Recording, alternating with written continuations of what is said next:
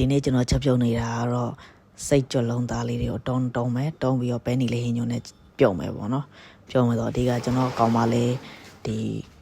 အစီမပါဘဲနဲ့ weight မတက်စေဘဲနဲ့အစားအစာလေးကျန်းမာတဲ့ healthy food လေးဖြစ်ဖို့ကျွန်တော်ကြိုးစားချက်နေရပါဗျကျွန်တော်လှီးနေပါတယ်လှီးနေနေကျွန်တော်စိတ်မရှိတော့ပါဘူးလှီးရအရန်ကြတဲ့စိတ်မရှိတဲ့ကျွန်တော်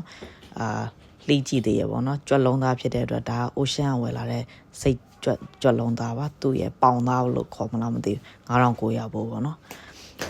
ကျွန်တော်တော့တန်တယ်လို့မြင်နေဗျ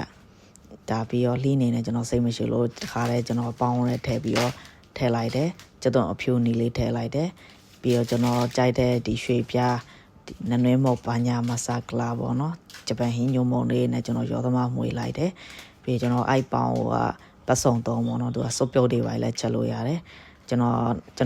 လောက်တာနေတန်နေပေါ့နော်ဒီပေါင်းလေးအဲ့တော့အကုန်ထဲတယ်မွေလိုက်တယ်ရောသမားမွေလိုက်တယ်မွေပြီးတော့ကျွန်တော်တဲလိုက်တယ်ပေါ့နော်